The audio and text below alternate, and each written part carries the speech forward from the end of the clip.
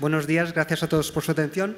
Como bien ha comentado la compañera, en estos próximos minutos pues les voy a contar un poco nuestra aproximación hacia la gestión del urbanismo digital, toda la parte de integración con gestión urbanística y cuán importante es la geolocalización en todos estos procesos, ¿vale?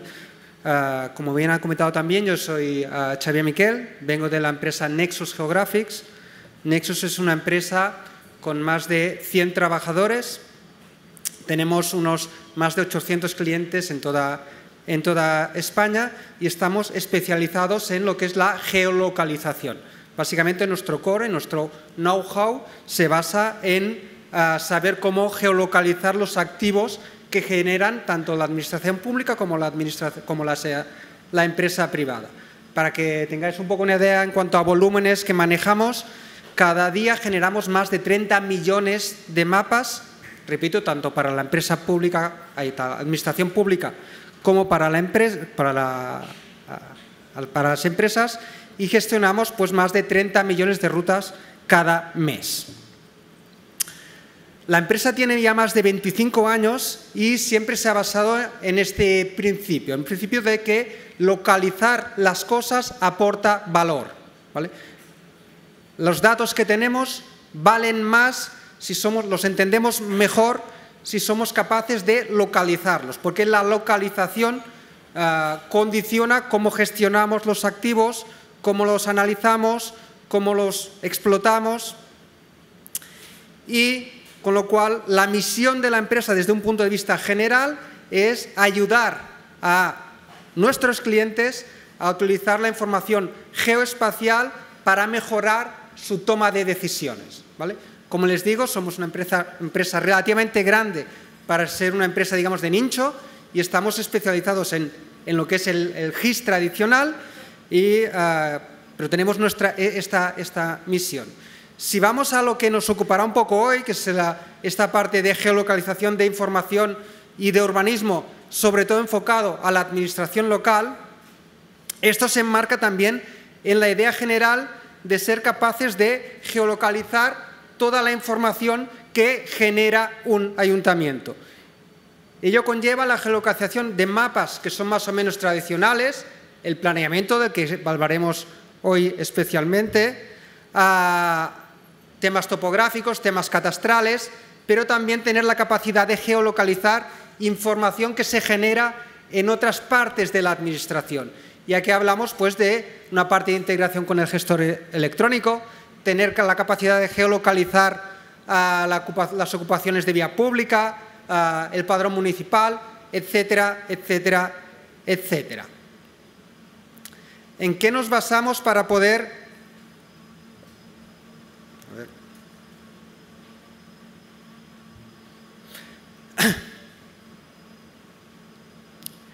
como les cuento, los datos que geolocalizamos pues van desde datos GIS tradicionales, datos cartográficos tradicionales, el catastro, el planeamiento, redes de servicios y otras cosas un poco más innovadoras. El padrón municipal, pues hacer esto de una forma automática ya no es tan trivial y que sin que nadie tenga que intervenir, o tener la capacidad de geolocalizar en vivo los agentes de policía o los sensores, digamos, conlleva ya una integración un poco más profunda sobre cómo hacer este tipo de procesos.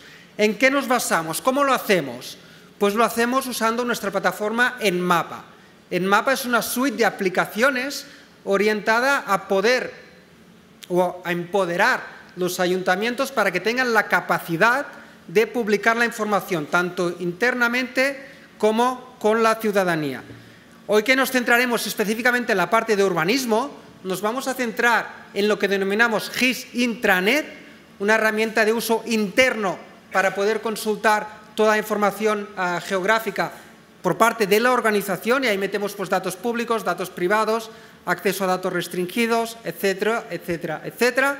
Y hablaremos también de lo que denominamos geoportal urbanístico, una herramienta abierta al ciudadano que estamos evolucionando y que permite pues, difundir el urbanismo municipal de una forma especialmente rica e interactiva. Vamos a empezar pues con lo que es la geolocalización del urbanismo. ¿Por qué es importante geolocalizar el urbanismo? Es una condición necesaria, ¿vale? Es imprescindible tener la capacidad que la organización, sea de la forma que sea, tenga la capacidad de geolocalizar en un espacio geográfico común para que nuestra cartografía se pueda entender con otras cartografías. A día de hoy, las cartografías ya no se entienden por ellas solas, sino solo en base a tener la capacidad de combinar la cartografía, por ejemplo, de planeamiento con la cartografía catastral, la cartografía de población, un mapa topográfico. Si no somos capaces de hacer esto, digamos, toda la parte de gestión urbanística se deteriora mucho, ¿vale? Cuando hablamos de geolocalización, hablamos evidentemente de geolocalización digital, ¿vale? ¿Cómo se ha hecho esto de forma tradicional? El método que yo denomino clásico. El método clásico es, en la medida que el urbanismo, la gestión urbanística, el planeamiento urbanístico ha estado en manos de departamentos de urbanismo muy acostumbrados al uso de herramientas de tipo CAD, a muchos de ustedes sonará el AutoCAD o el MicroStation, pues han sido estas herramientas las que tradicionalmente se han encargado de ejecutar el proceso de geolocalizar la información. Esto conlleva una serie de problemas conocidos. Una es que este tipo de herramientas tienen preferencia por ficheros locales, con lo cual hay un experto en la urbanización que es el que tiene la capacidad de controlar el planeamiento. No lo podemos distribuir.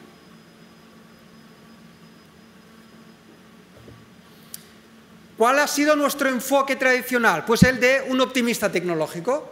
Nosotros llegábamos a un ayuntamiento y pensamos, esta gente sigue utilizando AutoCAD, no tiene por qué. Existen herramientas de GIS tipo ArcGIS, ArcMap, QGIS, que te permiten hacer esto, lo mismo, georreferenciar la información, centralizarla en una base de datos y luego publicarla.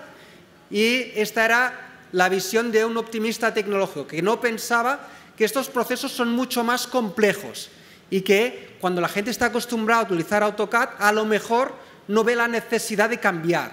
Y es ahí donde hemos pasado a una visión más de realismo tecnológico, en el que el entorno de edición puede ser CAD o GIS, no nos metemos con esto. Tenemos, a partir de aquí, sin que el usuario se tenga que cambiar su forma de trabajar, tenemos la capacidad de centralizar esta información en una base de datos de validación. Y una vez la información ya está validada, no necesariamente por el usuario que ha generado el fichero o ha dibujado, sino por otros técnicos de los ayuntamientos, cuando ya pasamos a un entorno de publicación, que puede ser pública o privada. Con lo cual, estos procesos, a veces las consultoras nos pensamos que las soluciones técnicas son solo técnicas y nos olvidamos de la parte organizativa o acompañamiento en este tipo de procesos. Cuando tenemos ya la información geolocalizada, podemos empezar a hablar de urbanismo digital, que son, para pensar una definición, el otro día pensaba una pequeña definición, yo lo definiría de esta manera, ¿no? El uso de tecnologías, herramientas y métodos basados en datos para planificar, diseñar, gestionar y mejorar los espacios urbanos. Con lo cual, aquí es especialmente importante la idea de tecnología, pero también la idea del dato. Todas estas ideas están basadas en la existencia de datos. Cuando tenemos la información georreferenciada y esta información es capaz de interactuar con otro tipo de datos, como por ejemplo la cartografía catastral, tenemos la capacidad de que desde un entorno público poder informar del urbanismo no desde un punto de vista puntual, sino desde un punto de vista parcelario. Informar de qué es todo lo que afecta a una determinada parcela en relación al urbanismo. ¿Cuál es la calificación del suelo? Si tengo o no una afectación, si tengo o no una suspensión de licencias. Todos estos procesos solo son posibles cuando la información, digamos, está georreferenciada, está correctamente georreferenciada. También hablamos de urbanismo digital cuando tenemos la capacidad no solo de informar en un literal de cuál es la calificación o una determinada afectación, sino cuando tenemos la capacidad de vincular información.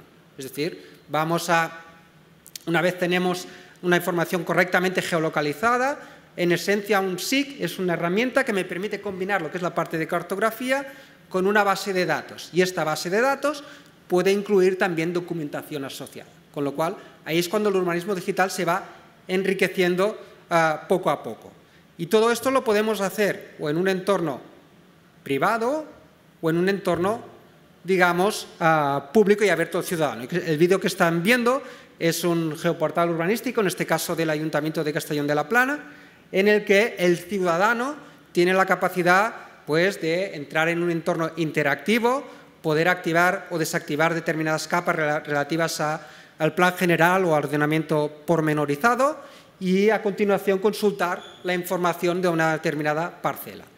Y de esta parcela, pues como les he enseñado antes, si quisiera, pues podría también acceder a la normativa asociada, ¿vale?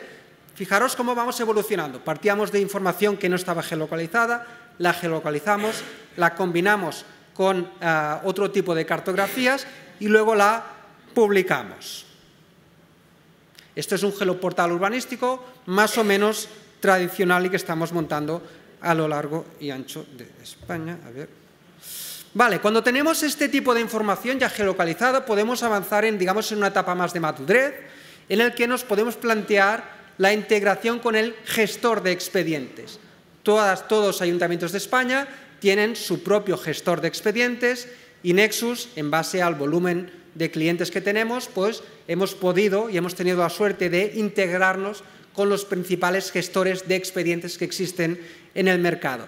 ¿Ello qué nos permite? Nos permite desde lo más fácil o lo más obvio, que es poder situar en el mapa los expedientes urbanísticos o de otro tipo que se generan en el propio gestor sin que nadie tenga que hacer nada, de forma automática y desasistida y mediante mecanismos de interoperabilidad, digamos, tenemos la capacidad de situar los expedientes en el mapa, pero también vamos avanzando un poco en este tipo de procesos y cuando la situación nos lo permite, podemos intentar hacer cosas un poco más avanzadas. Lo que están viendo aquí es una integración que hemos hecho para el caso de San Cristóbal de la Laguna, en Tenerife.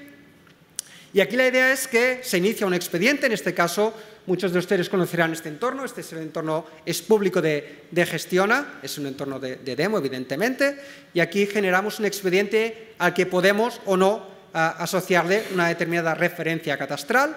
El expediente se genera evidentemente en el entorno de Gestiona y una vez el expediente está generado, el usuario puede acceder al mapa y este expediente automáticamente ya le aparecerá en el mapa. Es un poco lo que les contaba, es decir, un mecanismo de integración que nos permite situar la información de forma automática en el mapa. Vamos a ver cómo vamos un poco más allá en este caso de La Laguna. ¿Qué es lo que hacemos? Lo primero que hacemos es ofrecer al usuario, no solo mostrarle, no sé si se aprecia, no solo mostrarle los datos del expediente, sino ofrecerle también la capacidad de hacer una georreferenciación enriquecida, no solo en base a la referencia catastral, sino que en base a otros elementos del mapa o dibujando un polígono por sí mismo, digamos, que pueda, digamos, variar lo que es la localización de este expediente. El usuario seguiría lo que es el proceso de digitalización y una vez hubiese terminado o haya terminado, ¿cuál es el paso adicional? Es tener la capacidad de volver al gestor de expedientes original, en este caso Gestiona, y enviar la información que hemos generado en nuestro entorno. Es decir, en la integración no se basa solo en tener la capacidad de hacer un mapa de licencias urbanísticas, por ejemplo, sino que dentro del expediente de Gestiona, en este caso, pues nos aparezca una carpeta de georreferenciación que nos dé lo que es las coordenadas, la dirección de este expediente normalizada o poder ofrecer también enlaces hacia, por ejemplo, Street View para poder hacer procesos de inspección de forma más o menos sin tener que salir en campo, ¿vale? Con lo cual, en este caso, la integración se finaliza no solo leyendo los expedientes desde el gestor, sino teniendo la capacidad de volver hacia el gestor e informar de lo que está pasando en nuestro GIS.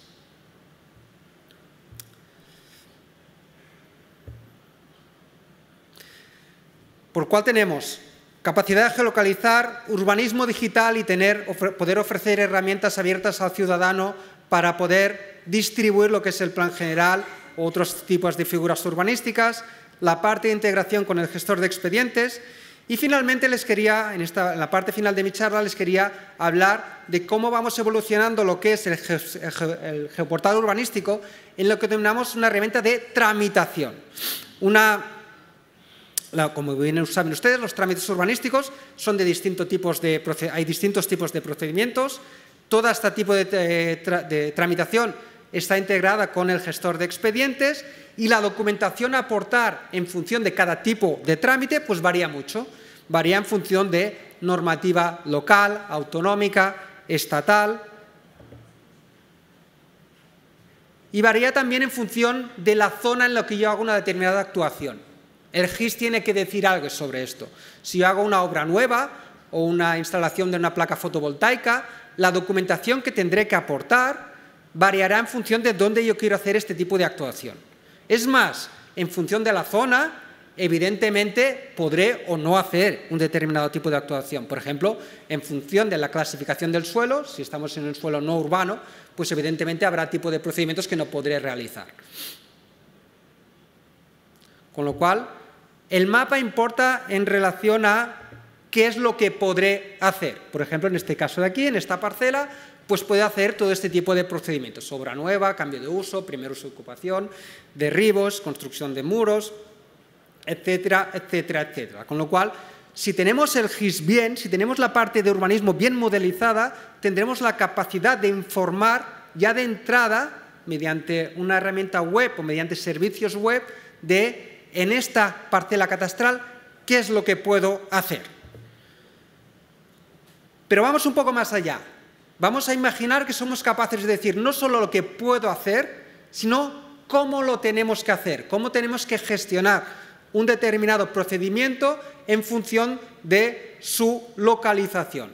Aquí tenemos un ejemplo muy esquemático. Tenemos un tipo de tramitación que, por ejemplo, tiene una documentación común, un documento básico o ejecutivo visado, la dirección de obras, la designación de un coordinador de seguridad, etcétera, etcétera, etcétera.